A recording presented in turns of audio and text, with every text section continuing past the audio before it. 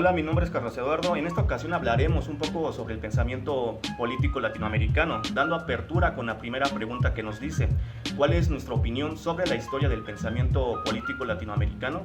Pues de primera instancia hay que tener en cuenta que el pensamiento político latinoamericano es muy diverso y complejo, y que ha influenciado por una serie de factores históricos, sociales y políticos. Este pensamiento es el resultado de una perspectiva sociocultural que no se desvincula del entorno universal. Es al mismo tiempo una filosofía que encuentra como requisito las circunstancias históricas y culturales del subcontinente.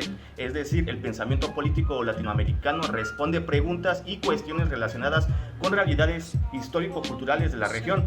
Pero yendo por partes, nos hacemos la siguiente pregunta: ¿cuáles son los puntos que más definen el pensamiento político latinoamericano?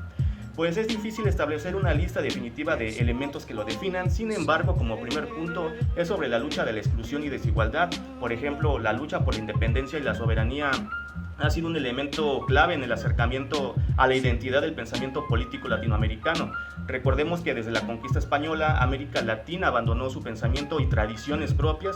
Los aborígenes tuvieron que adoptar costumbres e ideologías impuestas por los europeos, además de vivir en su propia tierra como un ser marginado. Esta problemática se sitúa hasta la actualidad. Debido a esto, Latinoamérica no logra desarrollar una identidad propia.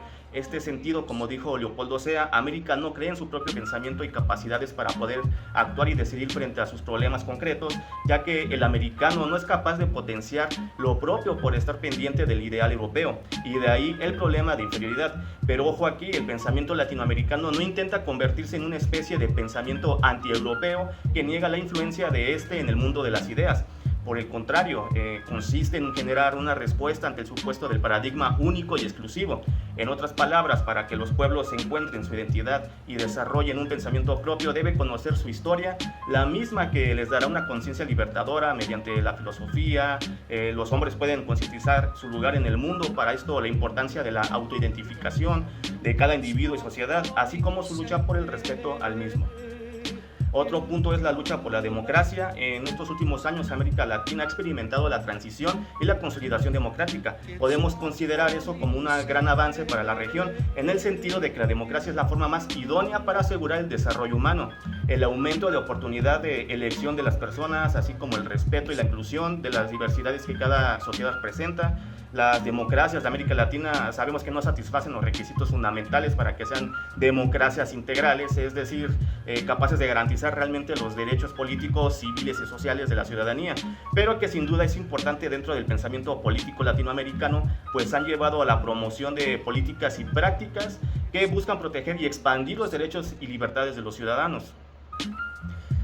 También la diversidad cultural latinoamericana se encuentra fuertemente vinculada con la búsqueda de independencia, como habíamos dicho, que se dio a raíz del yugo colonial.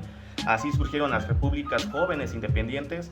En dicho movimiento se destacó el pensamiento ilustrado de personajes como Simón Bolívar y José de San Martín. También nace la idea de la Unión Latinoamericana y la hermandad entre los pueblos latinoamericanos. Sin embargo, en la actualidad, para que esto sea completamente efectivo, es necesaria la consolidación de la interculturalidad para establecer un pensamiento latinoamericano inclusivo, holístico y que reconozca la herencia indígena, afroamericano, mestiza, etc., y que ponga en cuestionamiento el sistema en el que se maneja la sociedad.